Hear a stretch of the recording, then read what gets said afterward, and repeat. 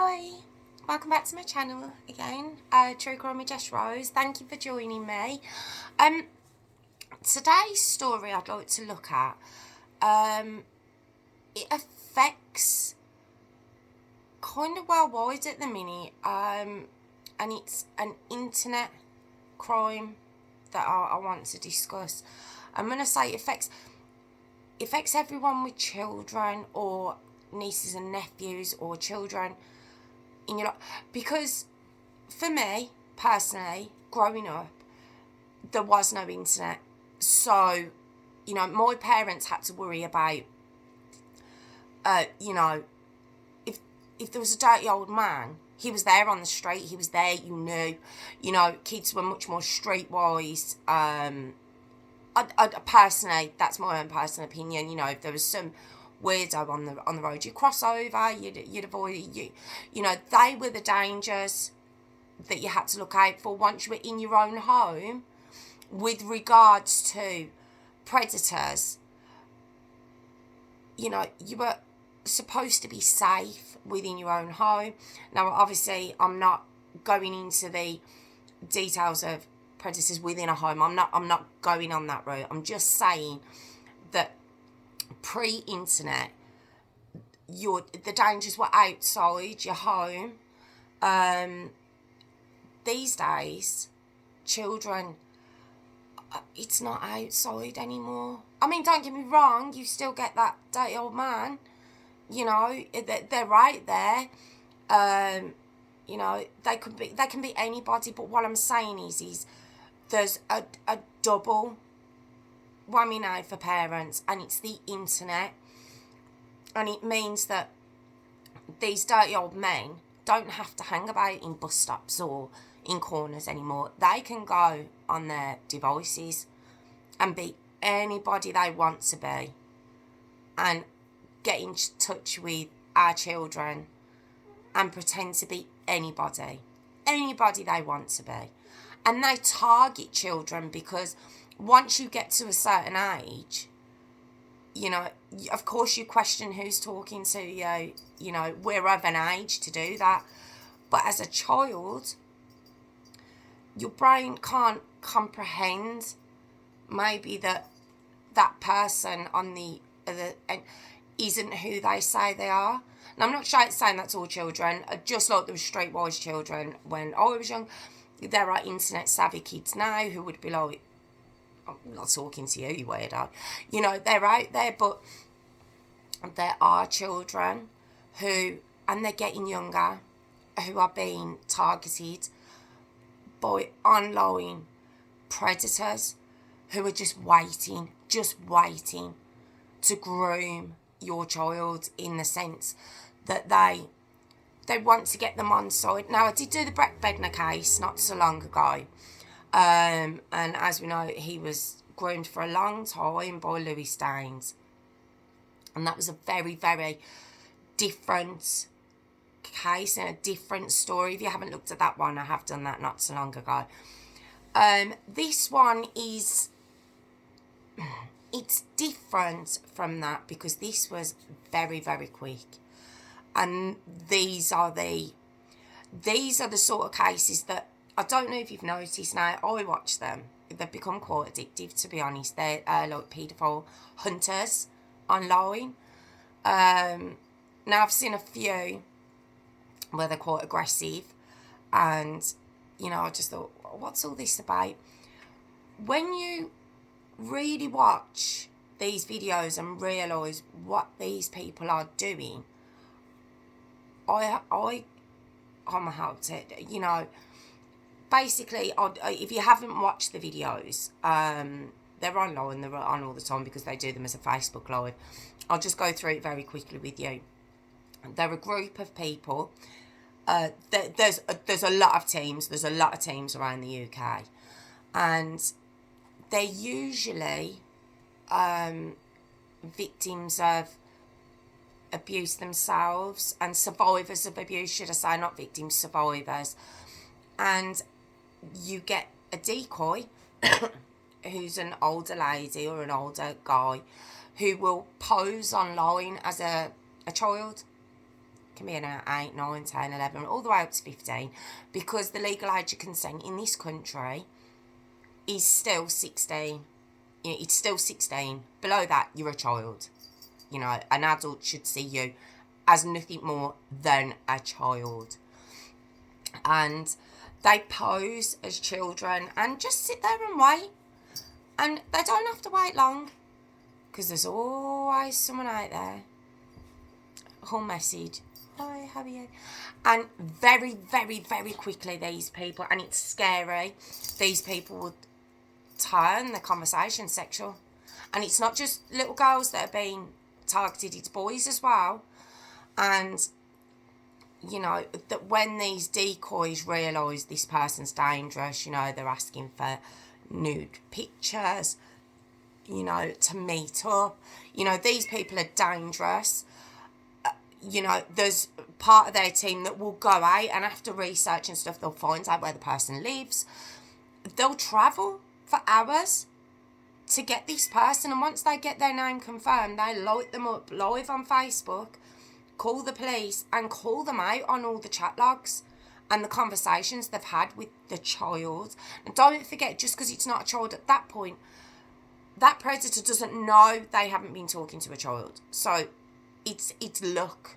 It's luck that it wasn't a child. You know, and it's luck that it's a group of adults meeting this person rather than the child they thought they were talking to.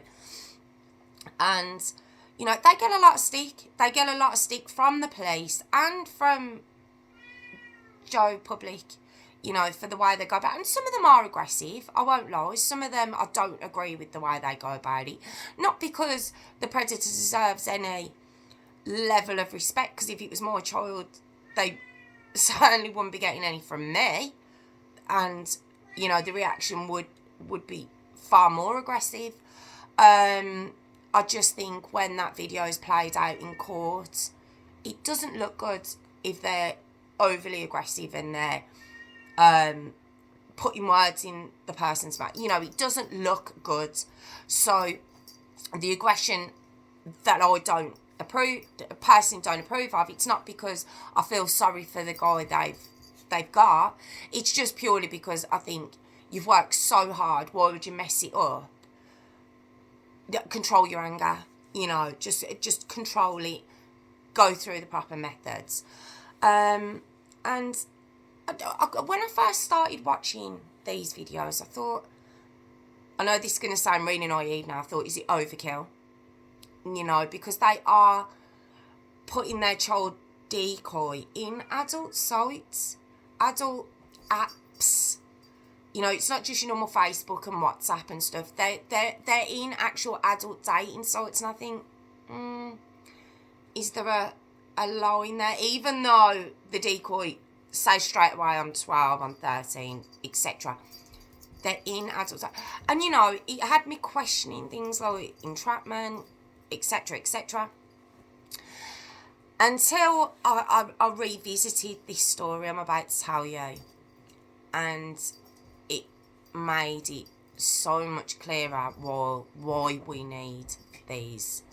You know, they're called vigilante groups, you know, they call themselves, you know, they can be called paedophile hunters. You know, there's many names for them, but I think when I tell you this story, it makes it very clear why these are needed out there.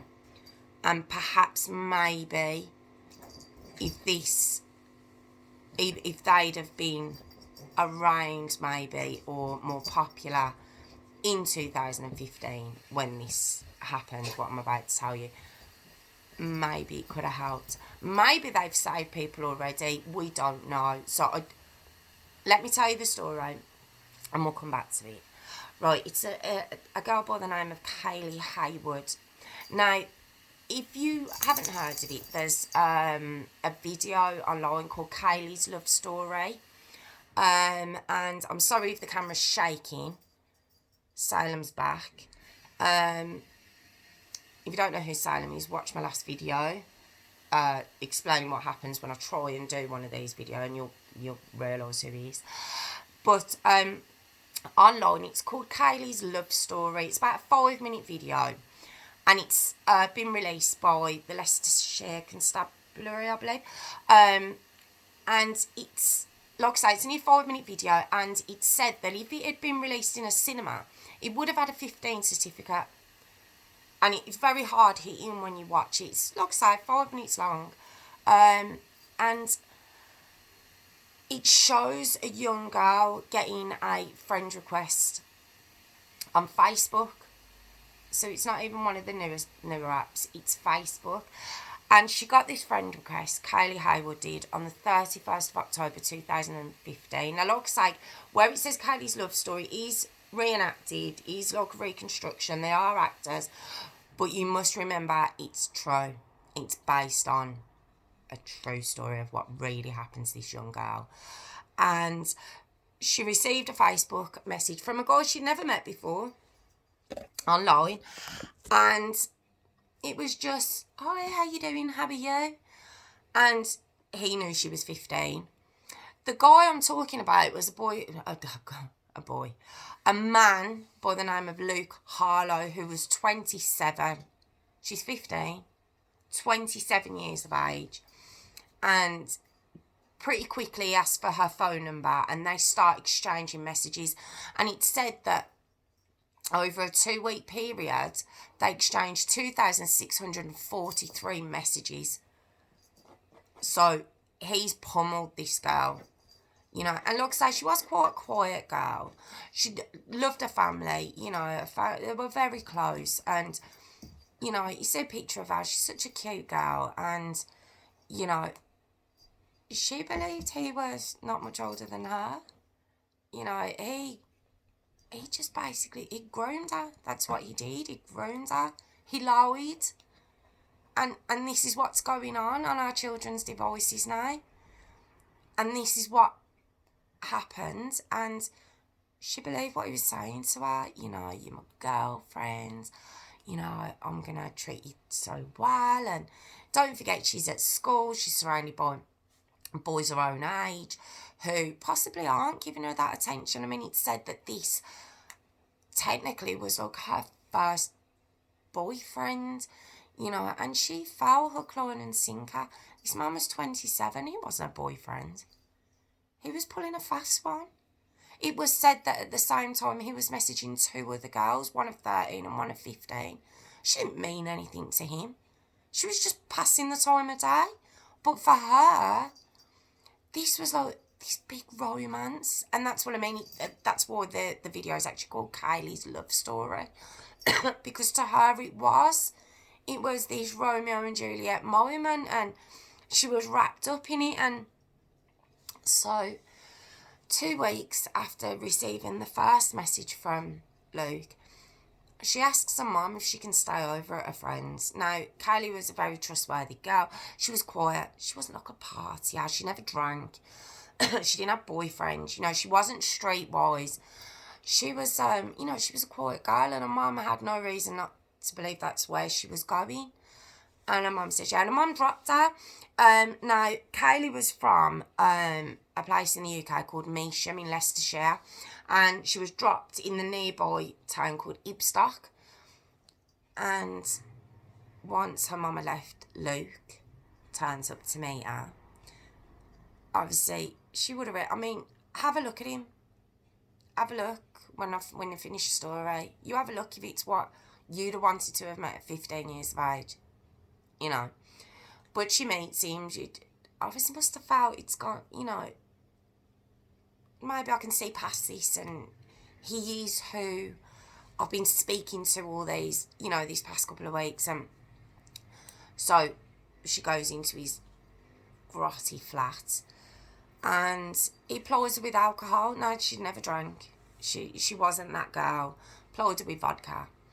And that first night, sexually assaults her. He doesn't rape her, but he does sexually assault her. Don't forget, he's been grooming her. He's been building up to this. This is his big moment. And the next day, he asks her to stay again. Now, on the video, it shows that it looks like they did sleep together, but it says that they didn't on the first night. We've only got his words to go on. So, we already know he's not really trustworthy, don't we? So she sends her mum a message and says, can I stay again? I think her friend's name was Katie. She said, can I stay again? And her mum thought nothing of it. It was a Saturday night. She was 15. Her mum was like, yeah, okay. You know, this is in 2015, and, you know, this is 5 years later, and you'd like to think that you're more savvy as a parent, and I'd want phone numbers, possibly stay there myself the night. I think you need to be a bit crazy as a parent. I think you have to be now. But it was 5 years ago, and her parents just didn't see anything wrong, and they agreed she could stay again the second night. Now, while Kayleigh was there, Luke Harlow, being the big I am, bragged to his neighbour / friend, Stephen Beedman. Have a look at him. Have a look at Stephen Beedman, who's 29. She's 15. And he's bragging to him. Oh, I've got a bird upstairs. As any 29-year-old bloke seeing that young girl in a neighbour's flat, wouldn't your responsibility be to be like, mate, absolutely not. Either phone the police on them or get them to send that girl home. But no. Kayleigh was so unfortunate that it was two wrong uns she met that weekend. Now, Luke Harlow, he was after one thing. That's what he was after. But Stephen Beedman, after the same thing. But Stephen Beedman was a violent man. And on that Saturday night, again plied with alcohol. Kayleigh said no. She said no to Stephen Beedman because he was trying it on as well. And she said no. She got scared and she ran. She ran out of the flat, grotty flat. She ran for her life, bless her. 15 years of age. Can you imagine early hours of the morning in a nightshirt, running for your life? No shoes on, just running. And he chases her, Stephen does. Now, I'm not sure, I don't know if Luke's asleep at this time, he's not really that bothered. Looks like he doesn't care about this girl. He's got what he wanted. You know, he's not really that bothered. He's chatting to other girls. So the fact that his neighbour has chased her down the road, he doesn't care. Get down. Sorry. Get down. Get down. Sorry. He doesn't care. So, Stephen Beedman gives chase to Kayleigh, and chases her into a nearby wooded area. And when he catches up with her, he murders her. He kills her with a rock. She actually died from head and facial injuries. Kayleigh was hidden under some undergrowth and actually wasn't found for 5 days after that, and had to be identified by dental records. She'd had the friend request 15 days previous to this. 2 weeks. That was it. 2 weeks. And he ended her life in a wooded area so he could rape her. It was proved he raped her and then murdered her.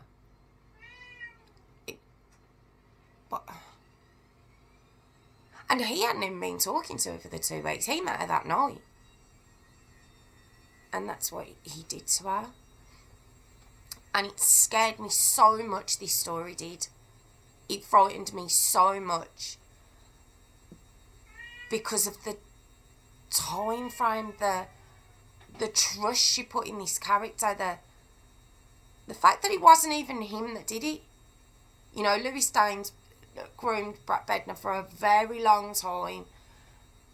That's where that was leading. This one, it was another predator, a neighbour. You just don't know who's around you, who's around your children. You just don't know. And she had just the the worst, would you say, look sounds really flippant, but just the worst look of not only meeting one predator, there was another one living, I think, downstairs. And it's just, oh, what a shame. What a waste. 15 days to ruin. Gone 15 years, just like that. You know, like I say, she had to be identified by her dental records. In the short film that you see, like I say, which is a reenactment, you see the parents, obviously not the real ones, but having to identify their daughter, and just from a predator that was inside their home and they didn't know. That was inside their home for 2 weeks and they didn't know. And it's just the saddest, scariest thing that I've heard of. But now I know it happened in 2015, but I did revisit it again, and it makes these predator hunters even more kind of important out there, because this is what's going on. This is our lives now. This is what it's not just watching your kids holding their hands walking down the road, making sure they don't speak to strangers on the street, accept sweets off anyone they don't know, getting into cars. All the age-old warnings we were all giving as children, it's not just that anymore. It's that plus double, you know, because it's inside your home and they get into your children, and your poor children don't even realise they're getting got, because it's not like they're intentionally speaking to these older people, you know, and thinking they know better. You know, there was always one girl who had to go out with someone 10 years older when you were at school. You know, there was always that one girl, but at least she knew who he was. She knew he was 10 years older. He had a car.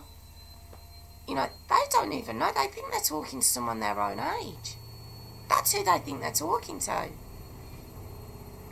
And then, you know, when they meet them, because they've already fell for them and they've been groomed to have fell for them and to take this person's word as read, you know, by the time they meet them, it's too late. It's too late for them to pull it back sometimes. And I just find it so scary. I really do. I felt I needed to do this one because of the age we're living in now. This is our lives now. And the fact that your children can't even trust who they're talking to.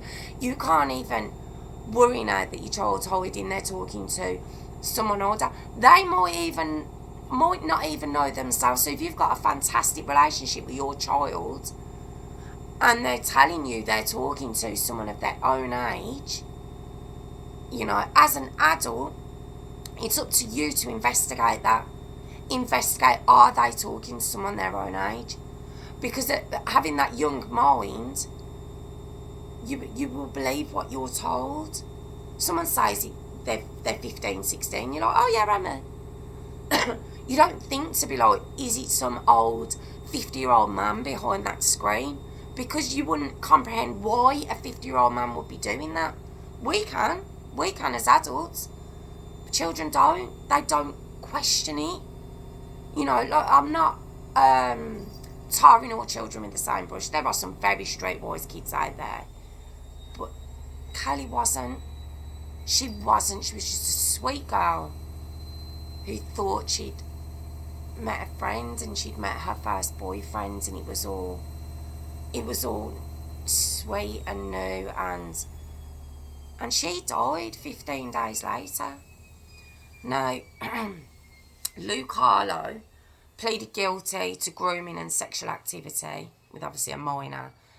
He was found guilty on the 28th of June 2016 and he got 12 years. He'll be out soon. You know, it was him that lured her there. You know, he didn't kill her. But if he hadn't have contacted her, she'd be alive now. And he got 12 years. Stephen Beedman, pleaded guilty to rape and murder, which is very unusual that they've pled guilty on bang to rights, obviously.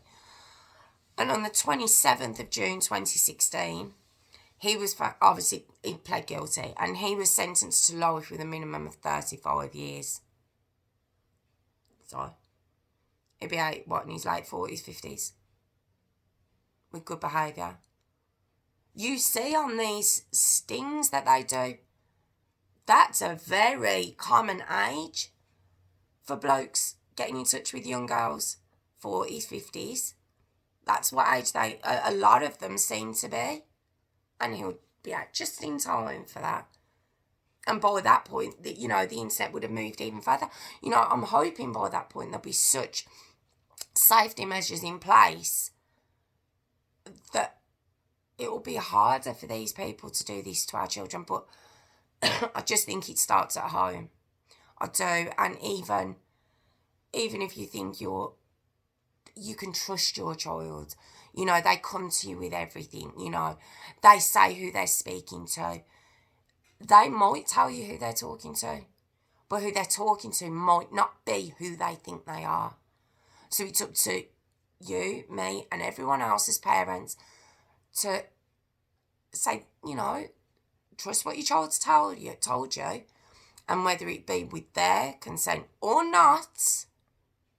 I don't care if my child doesn't consent to it. I don't care. My job's to keep them safe. And if I have to go behind their back and check out if this guy is the age to say they are, then I will do that. Don't get me wrong, Louis Stones was only 18. I'm not saying that they're all 50-year-old old men. He was 18 years old when he lured Brett Bednar. So, and his mum done everything. It's so hard. But I think to turn a blind eye and assume that your child's speaking to who they think they are, I think it's very naive in this day and age. Very. Not on about Kayleigh Haywood's parents. This is now. I'm not talking about that. I'm not, there's no shots in that direction. And that's, honestly, there was nothing meant from there. I'm talking about now. With everything we know now, all the details that are out there of these predators using online, for that, they don't have to go out for it anymore. They can sit in their underpants.